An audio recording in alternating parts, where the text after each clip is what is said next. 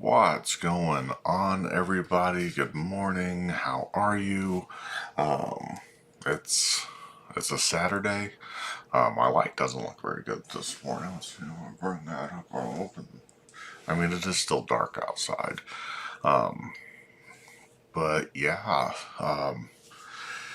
we're on February 12th, Saturday morning. It is 7:09 here, and it's time for some coffee and some magic. Using a different cup today because my favorite cup is dirty and I've been lazy. Also, I bought some blank mugs because I'm going to make me some coffee and magic mugs with my Cricut because I'm a nerd. So yeah, we've got a few things to talk about. I'm going to bring up Vanishing Ink to see kind of what's on there as well. But for those who don't know, some of my weird things I collect. So I collect Funko Pops. You can't see on the other side, but I have a wall of Funko Pops now. It's quite brilliant. And I also like to collect knives. And there's been a knife that I've been wanting for a while. I finally got one. And it came in the mail yesterday. And it is this lovely thing. So, this is a Boker knife. It's a dessert warrior, because it's dessert because it's a donut.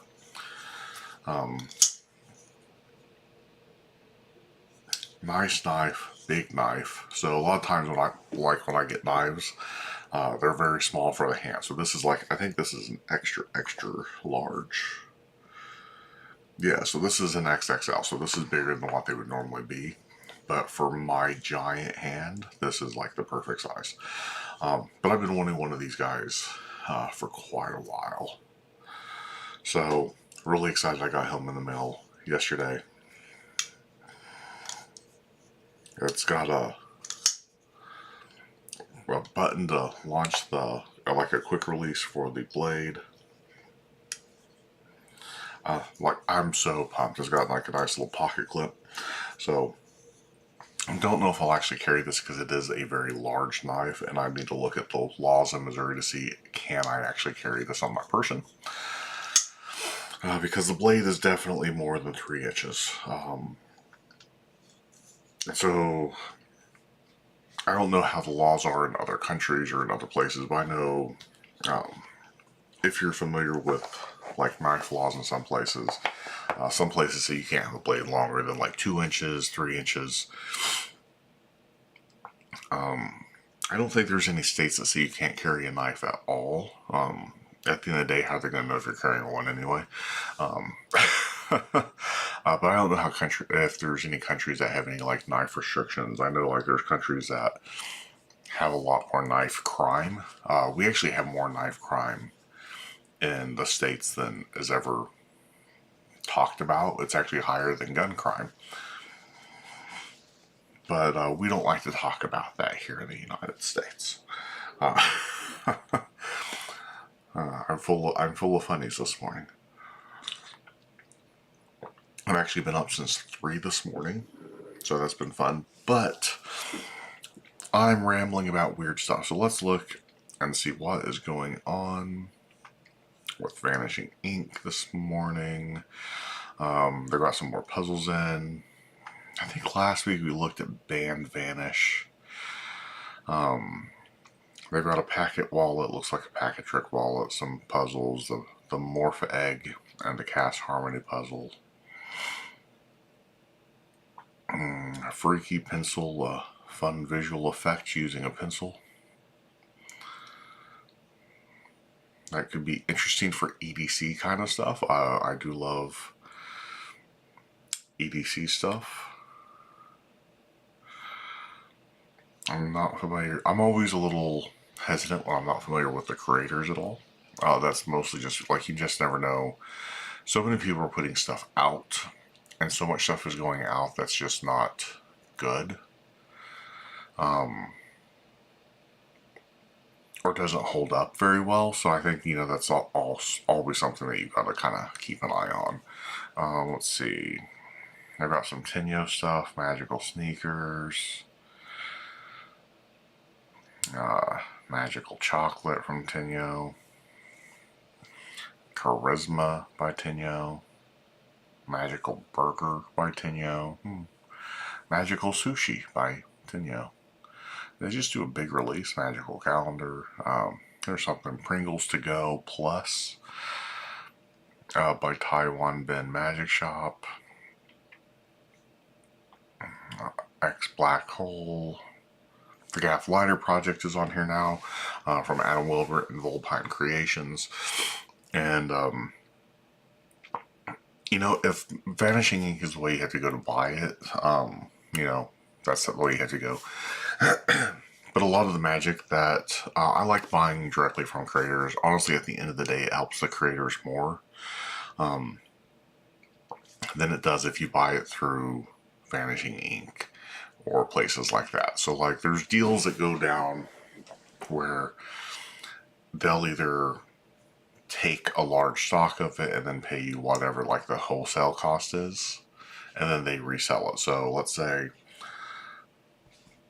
use something on my desk, that way I don't have to. I don't want to say anything about. Like, I don't know what wholesale of Gaff Lighter Project would be. Let's just say that this clip here, I think this was like, I think retail I paid like $20 for this. But let's say wholesale it was $5. Now, if I bought it directly from the creator, they would be getting $20 every time. So they sell, you know, 5 of them, they've made $100. But Vanishing Ink comes in and buys it at wholesale for $5, and the creator's only making 25. So you benefit the creator a lot more if you're able to go directly through the creator. And that's even the case, like, let's say you were to release a trick directly through Vanishing Ink. Vanishing Ink creates it, all this stuff. Typical contracts, not always, but typical contracts are you create the effect, they sell it, they have all these rights to it, and then you get a portion. You get like 25, 50, 100 copies of your trick that you can then sell on your own. So you can sell them to like lectures, you can sell them to your website, you can give them away if you want to, and then if you need replenishment, then you buy them depending at either a wholesale cost or just above wholesale, which starts getting a little, I think it's a little shady if they make you buy things above like the wholesale price, because you should be buying things at cost if you're the creator, and that's my opinion. But typically, again, like you said, they give you X amount that is yours, that you get to do whatever you want with. And you get like you might get an upfront payment saying, hey, we're going to give you this and we're done. This is all you get, plus your tricks that we're giving you, and we're done. So maybe it's $500. We own the trick. Here's your 100 copies. We don't need to talk anymore. And then others will pay, for everything sold. So you might get some kind of check every month because, it was super popular the first month, it was popular the second month, and residuals basically. But it's always better to go, if you're able to go to the creator, especially for those first batches that they have, that they're able to make their full amount on. So I strongly recommend, like, if you're looking at anything that Adam Wilbur puts out or any of your favorite magicians put out, buying directly from them if you can. Just because it helps them out. It helps, if you look at the amazing things that Adam Wilbur has been doing recently. I mean, he's always put out amazing Magic, but like all the stuff that's been coming out through Volpine, and you know, he's got to be able to make. There's things that he's got to be able to make prototypes for, and also produce the next item. So, like, if you buy whatever in case of emergency or the Gath Lighter project from him or Grandfather's Top, even though like what might take for him to produce it, he can take that money now and produce his next effect without having to get a loan or without having to go into the hole to be able to get that money to produce it. So yeah, I definitely recommend buying from the creators. It kind of went on a little bit of curvy path to get there, but if you can buy from the creators, do. But Vanishing Ink or a big like wholesaler like Penguin or places like that is your only option. I get it, but always try to support your creator. That's also why I'm a big fan. Like if a lecture comes through, always buy something from them. I do have rants about some lectures, but I might save that for a full video. Let's see, what else has come out? The Consultant's Daydream, 3 pieces of string transform into 1. I saw this, I think that's a vault item. I did see that the other day and felt the method was pretty obvious, but maybe that's also just all my time in Magic. And then Rewrapped, where you can take, that's a visual transformation of chewed gum into a fresh piece of gum, into a wrapped piece of gum that you can then unwrap and eat again. So, nothing crazy going on there. Let's see, what else is happening in the Magic world? Oh, now there's been some controversy. There's been some crazy stuff, I guess. There's been controversy and some craziness all around one trick. And that has been Craig Petty's new trick, the Quantum deck. And I do have thoughts on it. I think, and I've been present for conversations about it.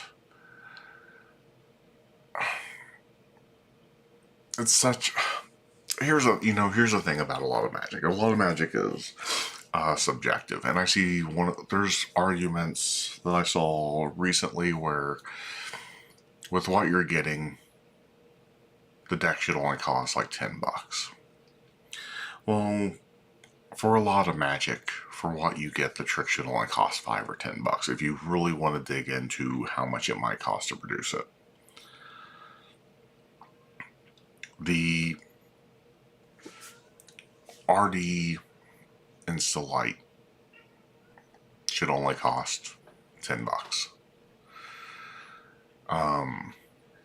Most Rubik's Cube Magic should cost no more than about $15, $20. Doesn't matter what it is. Most of it, when you look at it, it doesn't cost that much to put it all together. But we pay that much because we pay for the routine, we pay for the trick, we pay for the instructions, we're paying for the creativity. Another thing is the trailer being misleading and the ad copy being misleading. Because they make it seem that any number can be named, even though in the ad copy it does say that there is a limit to that. Now, there's plenty of stuff out there like that. I don't see that as being misleading when it is in the ad copy that no, you can't name any number. You present it as you can do anything. It's the same if you use Equivoque for the Shadow wallet to get to your cards that can be pulled out of the wallet. It's the same thing where you say any card, like you tell the spectators, like you can name any card, but let's start eliminating cards to get to that one card that you want. It's the same thing. The only difference is this one you tell the spectator they can name any number, but the way you deliver it is you've placed a card in somewhere around the middle of the deck. There's also, I haven't seen the instructional video, but I know that Craig has talked about this, and if you watch some of the other demos of it, has ways of getting to where if they do name something else, you might have to mess with the deck a little bit, but you can get to those numbers. The other, so people are griping about that. There's griping going on about the method. There's griping going on about some part of the deck because they're playing cards. And I just I can understand, if you want to gripe about things, you're going to gripe about it. It's what Magic is. It's what we do. What magicians do. They like to complain about stuff, even though they're still going to buy it. I think it looks like. Oh, the other thing is, it says you can hand the cards out for inspection. Like the deck can be inspected. And well, no, it can't. Magicians can't inspect it. And here's my whole thing. Why are you doing Magic for magicians? If your whole life revolves around going to hang out with a bunch of magicians and doing a marketed trick like this to them, unless they're brand new in the game, they're going to probably know what's going on before you even get there. Like when I watched the trailer, I'm like, hey, I know what's I had a pretty good feeling I knew what was going on with it. Pretty good. And the more interviews and things I've seen, it's pretty much cemented it for me. And then Brent Braun went on his Facebook group and talked about the trick and gave some information away on it. So, but it was pretty much like, okay, well, that's what I figured what it was. Like, it's not a surprise to me. But people who are complaining that you can't hand the deck out to magicians, why does it matter? You shouldn't be. One, everyone has bought this trick. It sold out before it even went on pre-sale because dealers found the link and bought it before it was even available to buy.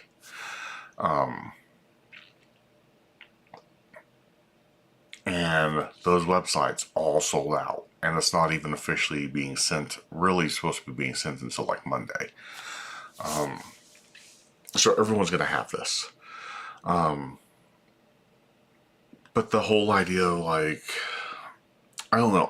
I've always hated when people say, "Oh, it can't be performed for magicians." Shouldn't be your audience. Your audience should be a lay audience, and they're not going to know. I know people who hand out plenty of things to a lay audience that if you were to give to a magician, they'd be like, "Oh, okay, I know what this is."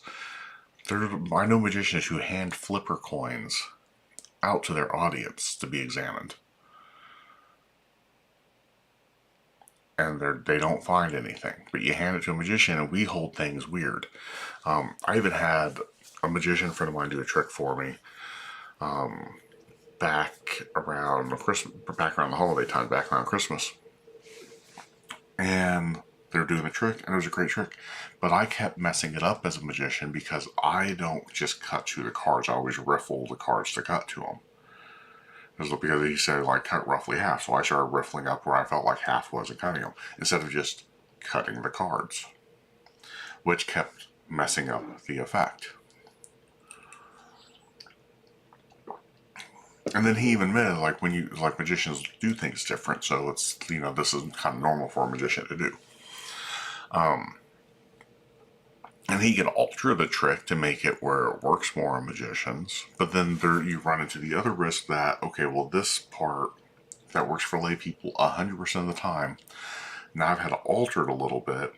Now when a magician does it, they're going to know what's going on. They're going to really know where the props happening with the trick. So the whole point's not to fool magicians and magic. It's to entertain lay people. I don't even like looking at magic as a way to, you're fooling lay people. You're entertaining lay people. My whole spiel has always been, my job is not to fool you or create a puzzle for you to try to solve. My job is to entertain you and make you, for just the next 30 minutes, believe that what I'm doing is magic. For you to suspend your disbelief and believe like you were a child again. That's all it is. It's my whole job. Because most people know that magic isn't real. Much like we know that ghosts aren't real.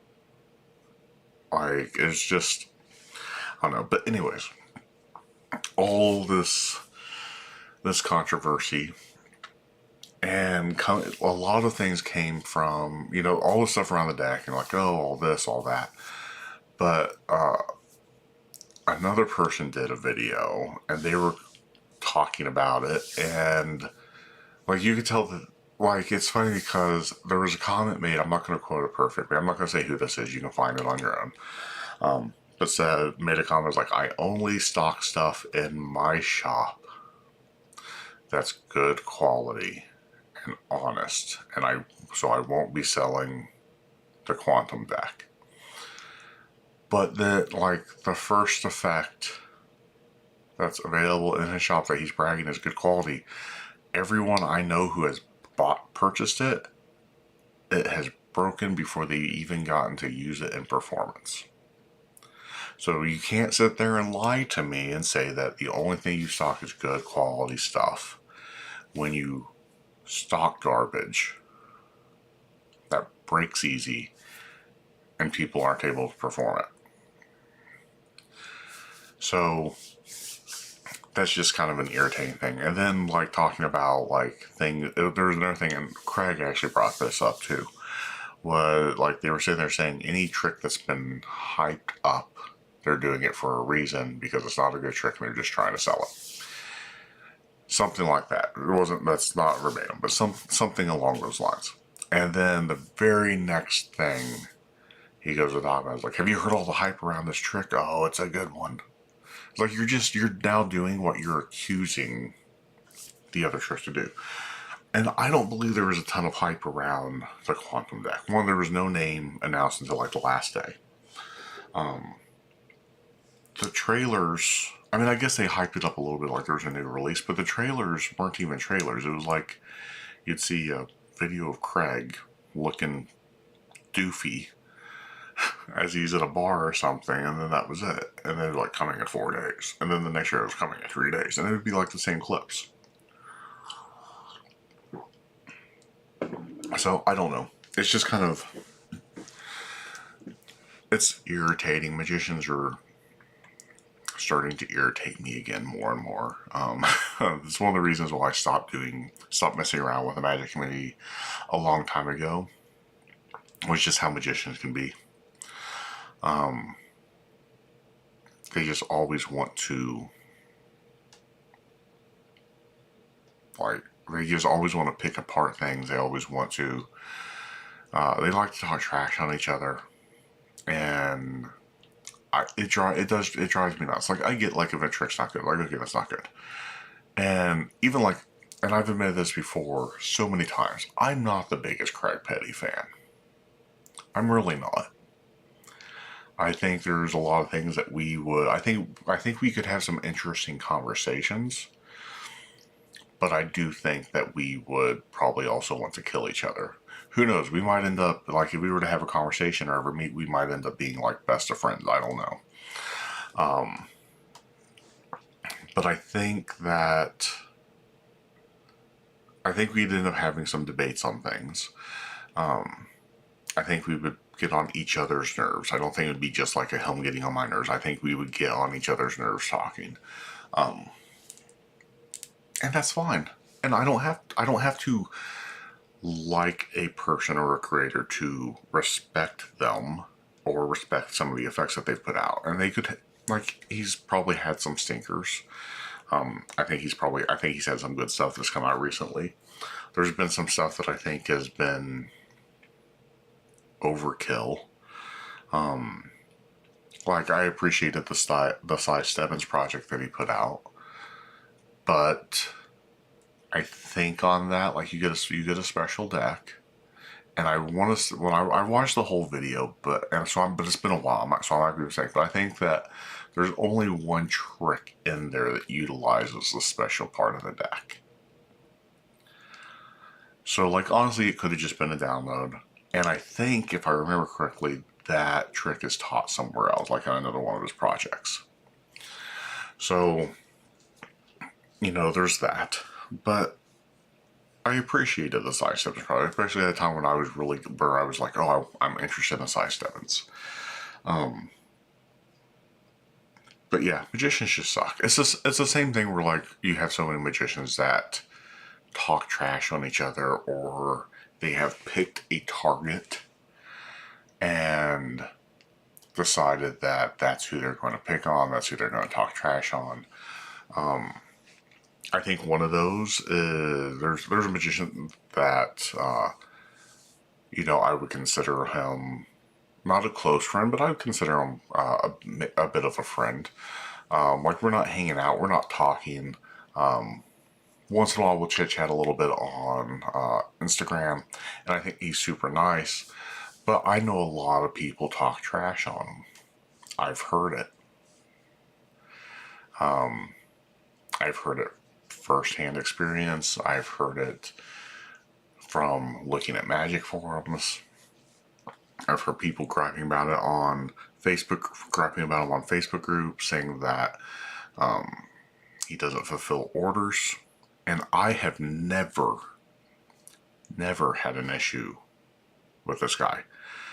Some stuff got delayed last year, like videos, but he has some, like, and I reached out and I didn't realize, there's stuff going on with his family. And like he got a little combative. But he said, hey, this is, like, I got stuff going on. Like, explaining it, like, hey, it's cool, no worries, take care of your family, that's what's more important.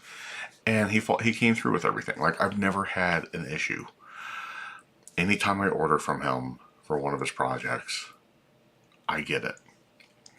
And that's, I think, another thing is a lot of magicians are so impatient when it comes to stuff. There's going to be people who order this quantum deck that is now back ordered until like June, who are going to sit there and complain because they haven't gotten their deck yet because they're just ordering today, and that they're not going to get it until like June. And that drives me nuts. Like, you're going to see when you're going to get it. It's going to tell you an estimate. Hey, you're not going to get this till this day. And, it's the same problem like when you order from individuals that are creating their own thing. Like, I'm working on releasing my own thing, and I'm trying to make sure everything's in line before I even try to get it out there. And even then, I might send one to Craig, and I might send one to a couple other people. It's like, hey, can you, like, here's the basic routine, but I'd love to get your thoughts on some other things that I can put with the release, with this gaff. So it might be delayed even longer. Like, I've been working on the instructions, getting those clarified, because I want to have written instructions, and then I'm also going to do a video companion. But at the end of the day, like, when you're going to individual creators who aren't going through big companies, they're putting these projects together themselves, and there's going to be a delay. And it drives me nuts that people don't realize that. It's the same when you're backing magic on Kickstarter. TCC Presents puts out some amazing stuff. You might have to wait a little bit, especially if you did any of their Kickstarters during the pandemic. Boats are still in the ocean. Things have been misplaced and lost. You also have to deal with, like, if it's getting ported today, it still has to pass through customs, which could take 6 weeks before you even get it. So, tracking numbers have expired, and people are all mad. Like, once the product has left TCC, there's not a whole lot it's out of their hands. They can't just like say, oh no, your product's sitting in the warehouse. No, they have tracking. They know it's like out of their hands. They can try to help, but so many magicians will back a Kickstarter like TCC, and then it ends after a week, and they're like, where's my stuff? It's like, you do realize that Kickstarter is to help fund the production. I've gotten cups and balls from TCC. I've gotten chop cups from them. I've gotten close-up bags, close-up mats, linking rings. I've purchased so much from their Kickstarters. And I do Kickstarters. I've done all sorts of Kickstarters, from technology to board games. And like, I just wrapped up a Kickstarter that's not coming out. I'm not going to have the product in my possession until I think it's December 2023 is what they've put on their website. So for 2 years, basically, I've paid for this a good chunk of money, and I'm not going to have it for a while. So, but that's the difference between the communities too. So I don't know. I've kind of gone on a little bit of a rambling tirade. It looks like my live is actually still working, so I got that figured out at least. But yeah, that's just kind of, my thoughts for this week for this coffee magic. And yeah, just, it is what it is. But I'm going to watch probably some lectures today.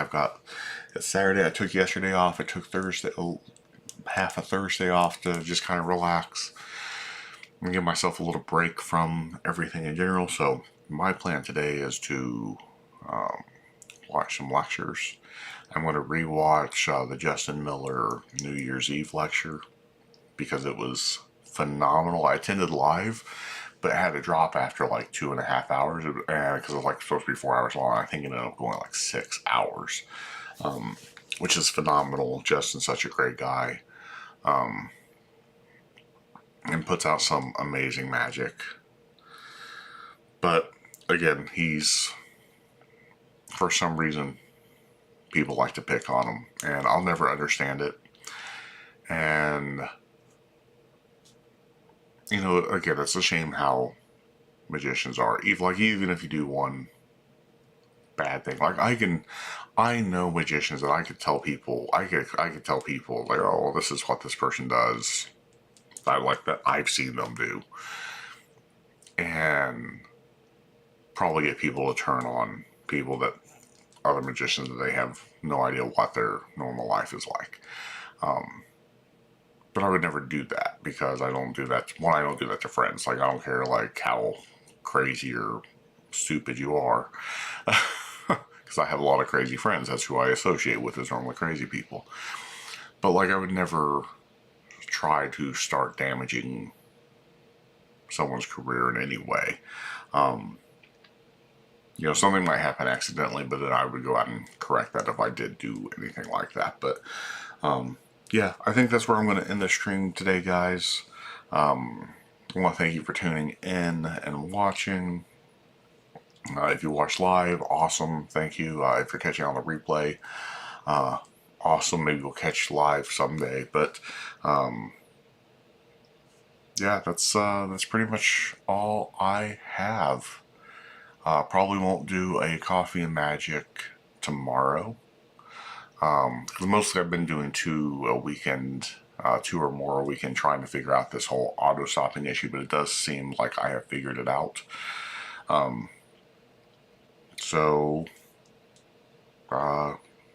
Yeah, that's pretty much it. So thank you for tuning in, and we'll catch you in the next video later this week. Peace.